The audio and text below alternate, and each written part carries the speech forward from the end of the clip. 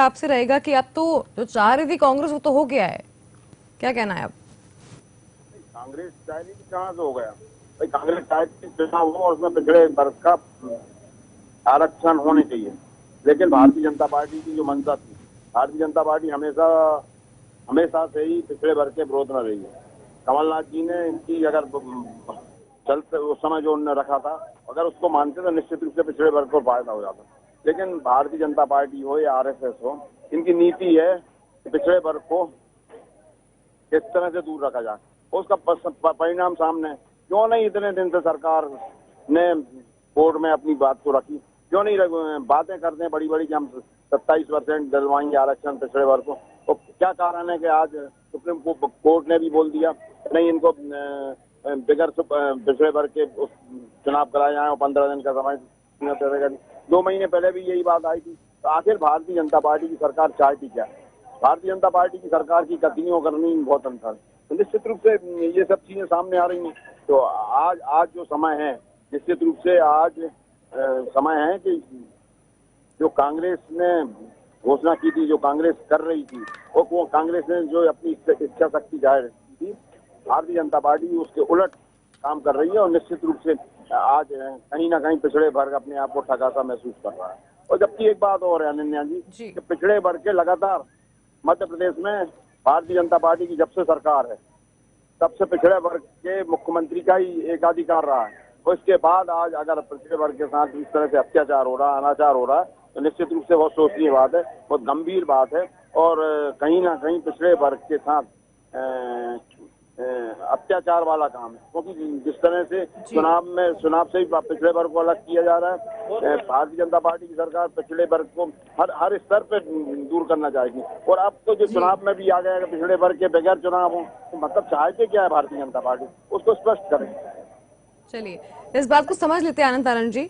हमारे साथ वरिष्ठ पत्रकार सुरेश शर्मा जुड़े हुए हैं। सुरेश शर्मा जी, मैं ये बात आपसे समझना चाहूंगी कि जहां एक और सुप्रीम कोर्ट का फैसला आ गया है, वहीं दूसरी ओर अब सरकार कह रही है, सीएम शिवराज सिंह चौहान का बयान था कि पुनर्विचार याचिका जो है लगाने की बात कर रहे हैं। इस याचिका के बाद क्या सरकार वापस कोर्ट जा रही है? चुनाव कैसे होंगे फिर? आरक्षण के साथ होंगे, आरक्षण के बिना होंगे? क्या होगा आगे पंचायत चुनाव का? मुझे सबसे पहले जो प्रतिक्रिया देना है वो आदरणीय तारण जी की बात पर देना है जी, कि सुप्रीम कोर्ट यदि कोई फैसला देता है और अनाचार हो गया, अत्याचार हो गया, क्या मालूम है अनाचार क्या का अर्थ क्या होता है? सुप्रीम कोर्ट ने किसके साथ अनाचार कर दिया करके? अनाचार की, अत्याचार की, ये सब भाषाएं पॉलिटिकल हैं, ये सुप्रीम कोर्ट के लिए लागू नहीं होती। सुप्रीम कोर्ट ने जो निर्णय दिया है वो राजनेताओं के फेलियर के बाद दिया होगा, ये आरोप आप लगा सकते हैं। लेकिन सुप्रीम कोर्ट ने किसी के साथ अनाचार कर दिया जाकर के, किसी के साथ अत्याचार कर दिया जाकर के, ये राजनीतिक गंदगी की भाषा है, इससे बचना चाहिए बड़े नेताओं। एक बात। दूसरी बात यह है कि आखिर जरूरत क्या है आरक्षण की? क्या हमने संविधान में व्यवस्था की थी अनुसूचित जाति और जनजाति के लिए आरक्षण 10 वर्ष के लिए देने की? राजनेताओं ने देश की प्रतिभाओं का सत्यानाश कर दिया और अब आरक्षण की परिधि यहां तक आ गई। अरे आप जातियों के हिसाब से फिर आरक्षण बांट करके तय कर दीजिए कि कितनी जाति कितने प्रतिशत है, उतने प्रतिशत की सेवाओं में मौका मिलेगा। ये कौन सा तरीका हो गया कि प्रतिभाएं रो रही हैं और आरक्षण के नाम पर राजनीति के खेल चल रहे हैं? कमलनाथ जी ने बहुत बढ़िया कर दिया, शिवराज जी ने बहुत बढ़िया, क्या खास बढ़िया कर दिया मध्य प्रदेश के लिए या देश के लिए? आरक्षण के बारे में आज स्पष्ट नीति होना चाहिए कि इसकी समीक्षा हो कि आरक्षण दिया जाना चाहिए और नहीं दिया जाना चाहिए। दिया जाना चाहिए तो क्यों दिया जाना चाहिए और नहीं दिया जाना चाहिए? आज जो है आरक्षण के नाम पर कितने बड़े नेता हैं जो मंत्री बने बैठे हैं, उनके आसपास समाज के उनके लोग जो है आरक्षण का लाभ नहीं ले पाते। आज आरक्षण की समीक्षा करने के नाम पर राजनीतिक पार्टियां डरती हैं, भयभीत रहती हैं, वोट कटने का डर रहता है। देश वोट के नाम पर नहीं बेचा जा सकता, प्रतिभाएं देश के नाम पर खत्म नहीं की जा सकती। इसलिए बहुत स्पष्ट मानना है मेरा इस मामले में कि जो राजनेता आरक्षण की बात करता है, इसका मतलब वो देश के साथ गद्दारी कर रहा है। जी, काय का आरक्षण क्यों संशोधन किए थे विधानसभा में जा करके? पहले कमलनाथ जी ने किया, फिर शिवराज जी ने किया। क्या भला हो गया मध्य प्रदेश का? आज लोकतंत्र खतरे में पड़ा हुआ है। 2 वर्ष से चुनाव नहीं हुए हैं। जो एक धारणा बनी थी, राजीव गांधी जी ने एक धारणा दी थी, महात्मा गांधी जी ने एक धारणा दी थी, अटल बिहारी वाजपेयी जी ने एक धारणा दी थी कि पंचायत राज जो है त्रिस्तरीय पंचायत राज होगा और उसके अंदर जो है जनता की चुनी हुई सरकार काम करेगी।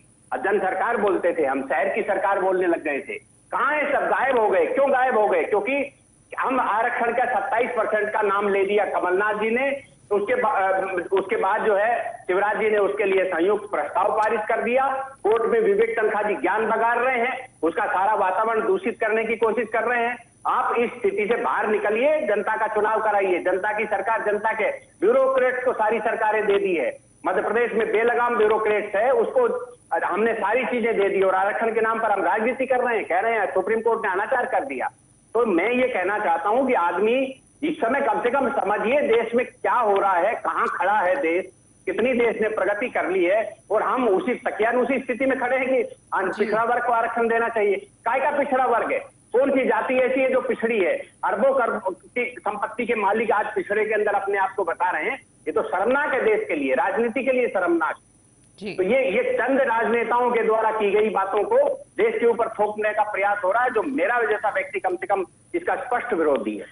जी चलिए, राजेश जौहरी जी, आपसे मैं समझना चाहूंगी यहाँ पर क्या सिर्फ आरक्षण के नाम पर, इस मुद्दे के नाम पर राजनीति चमकाई जा रही है राजनेताओं द्वारा, या फिर यहाँ पर चुनाव के बारे में जो कहा गया है कि 2 हफ्ते में अधिसूचना जारी हो जानी चाहिए, तो वहीं भाजपा कह रही है कि हम पुनर्विचार याचिका दायर करेंगे?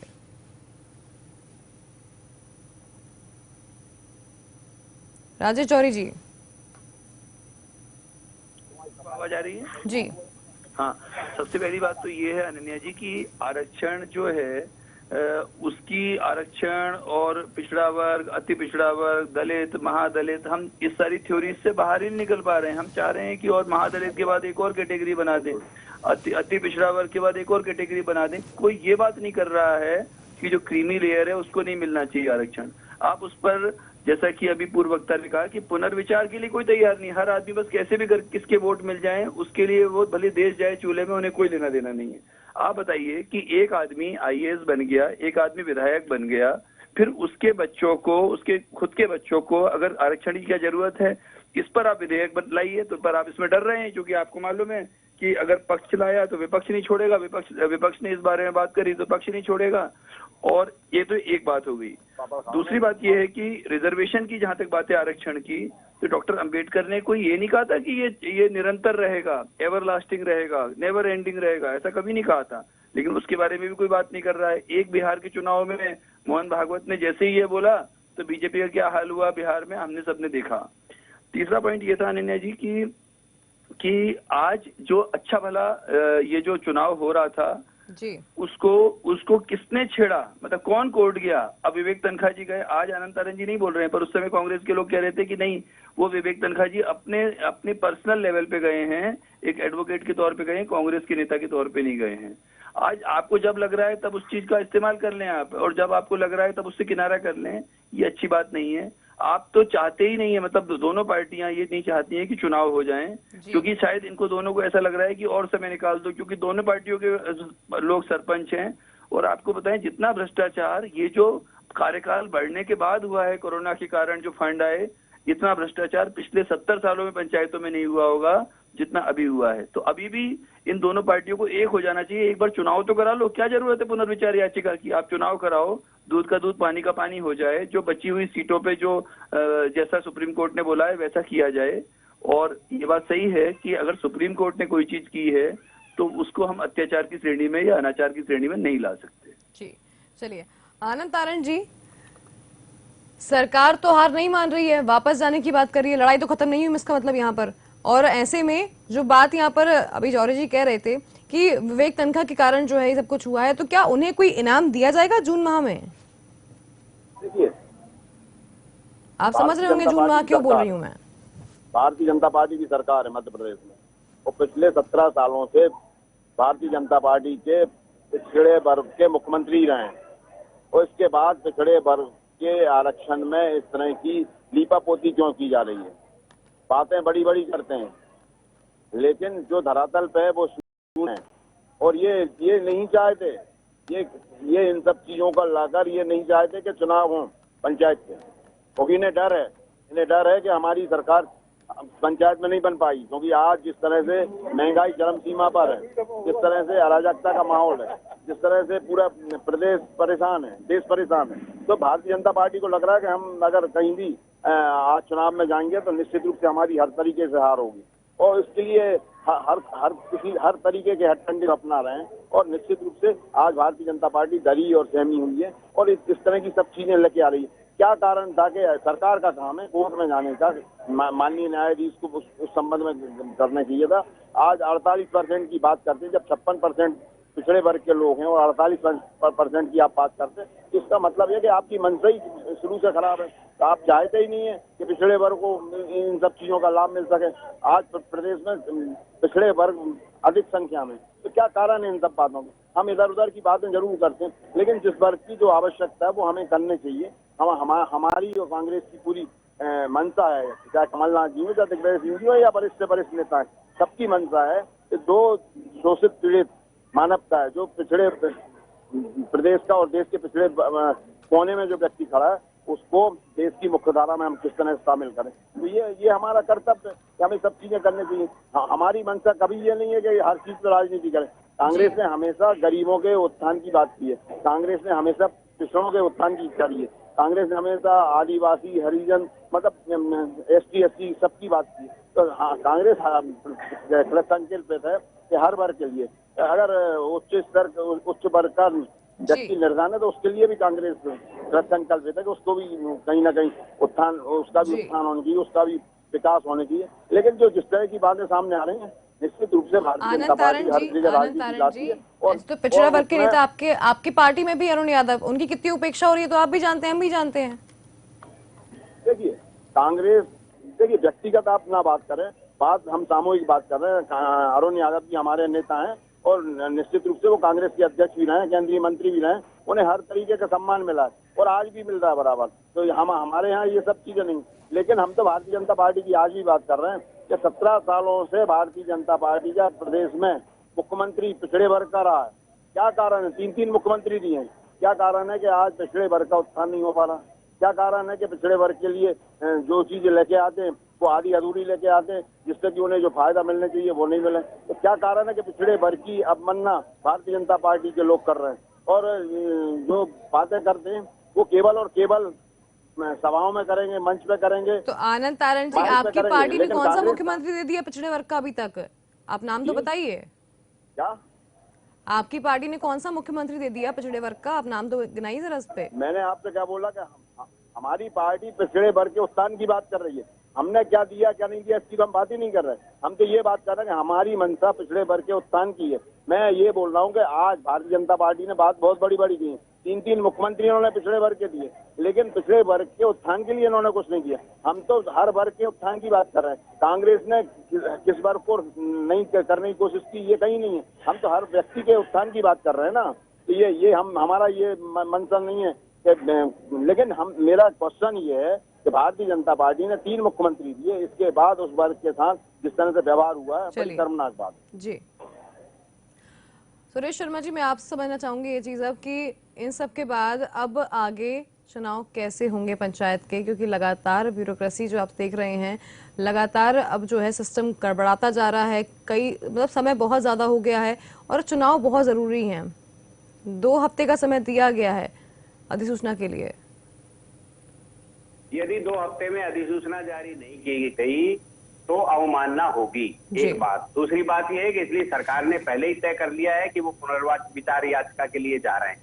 इसका मतलब ये हो गया कि सरकार जो है बिना आरक्षण के चुनाव कराने की स्थिति में दिखाई नहीं दे रही। लेकिन दूसरी तरफ जो है, जैसे आनंद तारण जी बोल रहे हैं, ये तो ये राजनीतिक लाभ वाली बातें जो है ना, वो भाजपा वाले लेंगे कि हम तो आरक्षण देकर के ही कराएंगे। कांग्रेस वाले ये कहेंगे देखो ये तो फेल हो गए। पर मेरी एक बात समझ में अभी तक नहीं आई। मैं आनंद तारण जी को अकेले में कई बार कहता हूँ कि भैया आप कांग्रेस के प्रवक्ता हो, आप 20-20, 22-22 बार भाजपा का नाम लेते हो, एक बार भी कांग्रेस का नाम नहीं लेते हो। इन्होंने अपने स्टेटमेंट में अभी 4 या 5 बार गिनाया है कि भाजपा ने 3 आदिवासी मुख्यमंत्री दिए। और जब 3 आदिवासी मुख्यमंत्री दे दिए तो भैया पिछड़े वर्ग के मुख्यमंत्री दे दिए 3, जो है ये 5 बार गिनाया है आनंद तारण जी। और जब 5 बार गिनाया तो क्या जनता ये नहीं समझेगी कि 3 बार जो है इन्होंने पिछड़ा वर्ग के मुख्यमंत्री दिए हैं, तो मुख्यमंत्री क्या ये कहेगा कि मेरी जाति का गला काट दूंगा मैं, तो अपने समाज का गला काट दूंगा मैं? इसलिए आप पता नहीं राजनीतिक भाषा ही कांग्रेस की ऐसी क्यों हो रही है कि वो विवेक तनखा जी का हम सुन रहे थे तो विवेक तनखा जी कह रहे थे मुझसे पूछ लेते मैं संविधान की। भैया तेरे को संविधान का इतना ज्ञान है, तू देश का पढ़ा हुआ वकील है, तो उसके बाद इस मामले को उलझाया क्यों कि आप कोर्ट के अंदर लेकर के चले गए? आप कह रहे हैं कि कांग्रेस बड़ी हितैषी है, तो फिर कमलनाथ जी ने चुनाव से पहले 27% आरक्षण, जब सबको मालूम था कि सुप्रीम कोर्ट इसको रिजेक्ट कर देगा, हाई कोर्ट स्पष्ट दे देगा, तो काय के लिए आपने ये पेच डाला कि जो है जो 50% आरक्षण की सीमा थी उसको बढ़ा करके ऊपर लेकर के गए आप। महाराष्ट्र का मामला सबको मालूम है, उल्टा हुआ है। गुर्जर समाज का, राजस्थान का सबको मालूम है कि आरक्षण देने का एक प्रस्ताव विधानसभा पारित करती है, कोर्ट उसको स्टे कर देता है। इसका मतलब कमलनाथ जी ने जानबूझ करके मध्य प्रदेश की पॉलिटिक्स में पिछड़ा वर्ग का जहर घोलने की कोशिश की है। आपको प्रस्ताव पारित कराते समय ध्यान नहीं था क्या? आप इतने 40 साल से लोकसभा के सदस्य हैं, आपको ये नहीं मालूम कि ये इस टाइप का प्रस्ताव पारित कराएंगे तो क्या स्थिति होगी? और फिर आप देखिए राजनीति का ड्रामा मध्य प्रदेश की विधानसभा में कि शिवराज जी एक प्रस्ताव रखते हैं, कमलनाथ जी उसका समर्थन करते हैं, यानी कि आरक्षण के नाम पर दोनों के दोनों एक साथ मिलकर के तमाशा करते हैं। तो इस तमाशे का क्या लाभ हुआ? हमारी लोकतांत्रिक प्रक्रियाएं बाधित हो गई, हम चुनाव नहीं करा पा रहे हैं। और आज जो है, मैं फिर कह रहा हूं कि जब तक जनप्रतिनिधियों की भागीदारी नहीं होगी, ब्यूरोक्रेसी हमें खा जाएगी।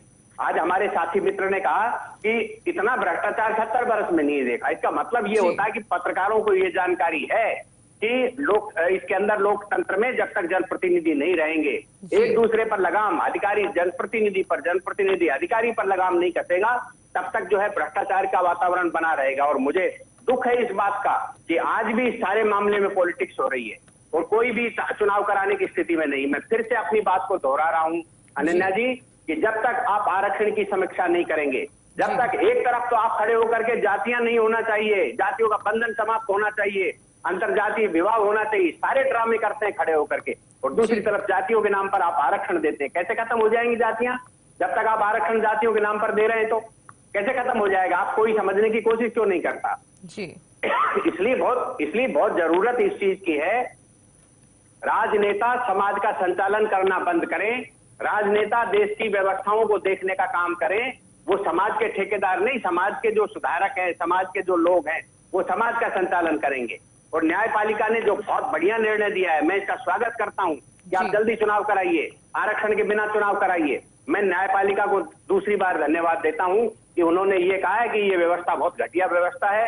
आरक्षण नाम की जो है ये बीमारी है, ये ऐसा कैंसर फैल गया है भारतीय समाज में कि हम एक दूसरे के प्रति प्यार भाव से रहने वाले लोग थे, अब आरक्षण के नाम पर एक दूसरे का मुंह नहीं देखना चाहते। कब तक हम जो ये परिस्थितियां रहेंगी? और जो प्रतिभा संपन्न लोग हैं वो कोई जातियों के आधार पर नहीं बटे हुए हैं। प्रतिभा संपन्न हमारी यहाँ जो है जज बनी है गरीब की बेटी, हमारी यहाँ IAS बने हैं गरीब के बेटे, जिनकी जातियां सुनेंगे तो हमें असरद हो जाएगा, और वो अपनी क्षमताओं से बने हैं। तो प्रतिभाओं को देश के अंदर जब जब कुचला गया है तब तक देश की ये हालत हुई है। और मैं एक टिप्पणी और करके अपनी बात समाप्त कर रहा हूँ। मैं तारण जी को समझा रहा हूँ एक बात, वो मेरे बहुत अच्छे मित्र हैं, मेरे भाई जैसे हैं, कि वो अपनी कांग्रेस पार्टी में भी कहें प्रतिभाओं का दमन करना बंद करें। 76 साल के 80 साल के लोगों को नेता प्रतिपक्ष और 70 से 80 के बीच में पार्टी की कमान देकर के सौंप दी तो युवा क्या करेंगे? एक पीढ़ी जो है इनकी खत्म हो जाएगी बिना नेतृत्व के, बिना उसके। तो ये जो परिस्थितियां बनी हुई है, इन पर ध्यान दें। देश का युवा जो है, आप कह रहे हो हम तो यूं ध्यान देते हैं, उत्थान करते हैं, काय का उत्थान करते हैं? आपके यहाँ 50 जो है बड़े नेता हैं युवा, वो 50 नेता जो है दिग्विजय सिंह, कमलनाथ और जो है डॉक्टर गोविंद सिंह, जो 70 पार है, इनकी सेवादारी में लगे हुए हैं। ये कौन सी पॉलिटिक्स है? कौन सा उत्थान कर रहे हैं? तो मेरा कहना यह है कि ये जो सुप्रीम कोर्ट का निर्णय आया है, इसका स्वागत करते हुए राजनेताओं को सुप्रीम कोर्ट के निर्णय पर नतमस्तक होकर के चुनाव कराना चाहिए। बिल्कुल। चलिए राजेश जौहरी जी, आपसे मैं जानना चाहूंगी अब एक चीज कि चलिए ये पूरा मुद्दा तो आरक्षण का देखने को मिल ही रहा है बहुत टाइम से, आज फैसला भी आ गया, लेकिन क्या लगता है कि दोनों दल जो है क्या चाह रहे हैं? ये जो वोट बैंक है उसकी राजनीति है, या फिर आगे आगामी चुनाव जो है यहाँ पर चुनाव टालने की राजनीति है? चुनाव होने देना चाह रहे हैं, नहीं होने देना चाह रहे हैं यहाँ पर पार्टियां? देखिए, कायदे में ये अब ऐसी स्थिति बन गई है कि किसको इसका फायदा मिलेगा ये समझ ही नहीं पा रही है दोनों पार्टी जी। तो इसलिए ऐसे में जब एक कहावत है कि when you are not able to analyse who will be the winner, तो फिर हम जैसे फुटबॉल में क्या करते हैं, बार बार बॉल बाहर को मार देंगे, बॉल इस तरह से करेंगे कि वो गोल तक कभी पहुंचे ही नहीं, तो उसका निर्णय कभी नहीं हो पाए, ऐसा तरीका रहता है। और वही यहाँ पर देखने को मिल रहा है। कांग्रेस को लग रहा है कि कांग्रेस को फायदा होगा, नुकसान हो सकता है चुनाव में, क्योंकि वो जो इनकी वजह से, विवेक तनखा जी की वजह से, और बीजेपी को लग रहा है कि कांग्रेस का फायदा ना उठा ले जाए। तो इसलिए अगर वो ये वाला जो पुनर्याचिका लगाते हैं कि पिछड़ा वर्ग के बिना हम चुनाव नहीं करेंगे तो पिछड़ा वर्ग की सिंपैथी मिलेगी, ये उनको लग रहा है। लेकिन इससे बड़ी बात ये है, आनंद तारण जी कह रहे थे कि वो बेचारे बहुत पिछड़े हुए। आप बताइए यादव, अपन बहुत सारी बातें नहीं कर रहे हैं, बहुत सारी कास्ट के बारे में बात नहीं कर रहे हैं। यादव आते हैं पिछड़े वर्ग में। हम लोग उत्तर प्रदेश के रहने वाले हैं। उत्तर प्रदेश, बिहार, राजस्थान, हरियाणा और जो ये वाला बेल्ट है बिहार झारखंड का, इसमें यादव इतने पावरफुल हैं, पैसे वाले भी हैं और मसल पावर भी है, उनके पास पॉलिटिकल पावर भी है, सारी चीजें हैं। वो कहाँ से पिछड़े हो गए? एक बात ये तो कोई विचार कर नहीं रहा है कि उनको कैसे हटाया जाए। जो इससे ज्यादा जो पिछड़े नहीं रहे उनको पिछड़ा नहीं रखना चाहिए और किसी और को मौका देना चाहिए। दूसरा, मीणा, आप देखिए मीणा कैसे, किस तरह से मीणा शेड्यूल ट्राइब बन गए, आज तक किसी को समझ में नहीं आ रही है। अनन्या जी, हमने भी बहुत कोशिश की समझने की। मीणा पूरे राजस्थान में आप देखिए इतने पावरफुल हैं, मसल पावर भी है, फाइनेंशियल भी है और लगभग सारे IAS, IPS, डॉक्टर, सेक्रेटरी सब यही हैं। तो उसके बाद भी वो मीणा जो है शेड्यूल ट्राइब में बने हुए हैं और उस कारण से बहुत सारे लोगों का अधिकार मारा जाता है। तीसरी चीज ये है अनन्या जी कि अगर हम बार बार चुनाव को इस तरह से टालेंगे और जो चुनाव, चलो कोरोना था, कोरोना में चुनाव नहीं हो पाया किसी कारण से, वो एक्सेप्टेबल बात थी। अब कोरोना को गए हुए भी 1-1.5 साल हो गया जिसमें कुछ भी कोई बड़ी घटना सुनने को नहीं मिली है। छोटा मोटा तो ये बीमारियां चलती रहेंगी जीवन, अब कोरोना के साथ ही हमको रहना है। पर जिस तरह से अगर चुनाव नहीं हो रहे हैं तो ये लोकतंत्र की हत्या है, ये उससे कम कुछ भी नहीं है। आप ग्राम स्वराज की बात करते हैं, आप बात करते हैं कि जो सरकार जो है आखिरी गांव के व्यक्ति तक, आखिरी अंतिम छोर पे बैठे व्यक्ति के पास सरकार पहुंचनी चाहिए, तो कैसे पहुंचेगी? उसका पंच नहीं है, उसका सरपंच नहीं है। जो पिछले पंच सरपंच थे उनको पूरा वो क्या कर रहे हैं उस बारे में अपन दोबारा अभी थोड़ी देर पहले बता चुके हैं। इस बारे में दोबारा टिप्पणी करना अच्छा नहीं है, क्योंकि ये सरकार जाने, जब हम लोगों को दिख रहा है तो क्या सरकार को नहीं दिख रहा होगा? और आप बताइए, आज अगर इनकी संपत्तियों की जांच की जाए तो ऐसा कोई सरपंच नहीं है जिसने 10-20 करोड़ की संपत्तियां नहीं बना ली हो पिछले 5-7 सालों में, और आखिरी के अभी 2 सालों में तो जबरदस्त काम कर लिया है उन्होंने, 1.5-2 सालों में। तो ऐसे में अगर आप चुनाव नहीं करा पा रहे हैं, बहुत सारे लोग, अच्छा कई ऐसे लोग हैं जिनको चुनाव लड़ना था, 2 साल निकल गए, वो बेचारे 2 साल से उस चुनाव के इंतजार में जाके दरियां बिछा रहे हैं, जाके लोगों के पैर पड़ रहे हैं और जो भी राजनीति में करना पड़ता है वो सब कर रहे हैं और बेचारों को मौका नहीं मिल रहा है। ऐसे में अब एक बार कांग्रेस बीजेपी को हाथ मिला के इन लोगों को ये करना चाहिए कि अब चाहे कुछ भी हो जाए, कोई पुनर्विचार याचिका नहीं होगी, अब चुनाव लड़ा जाएगा। अगर कोई ऑप्शन पिछड़ा वर्ग के लिए छोड़ सकते हैं तो छोड़ दें और चुनाव करा लें। कम से कम बची हुई सीटों पे तो चुनाव हो जाए, कुछ सीटें बच जाएंगी और अच्छा रहेगा उस पे, और जितनी कम सीटें बचेंगी चुनाव उतना ही अच्छे से होगा। उस समय दोनों पार्टियों को और फोकस करने का मौका मिल जाएगा। लेकिन आप देखिएगा अनन्या जी, अपन कुछ भी विचार कर लें, अपन कितनी भी बात कर लें, लेकिन राजनीतिक लोग का उनको कोई लेना देना नहीं है। उनका तो राजनीतिक चश्मा रहता है, बिना उसके देख ही नहीं पाते हैं वो किसी चीज। जी, कहने का मतलब ये है कि अब सिर्फ जो है देखना होगा कि आगे क्या होता है। चलिए, बिल्कुल, बहुत धन्यवाद, समय का अभाव है इसलिए इस चर्चा को ही विराम देते हैं। सुरेश शर्मा जी, राजेश जौहरी जी और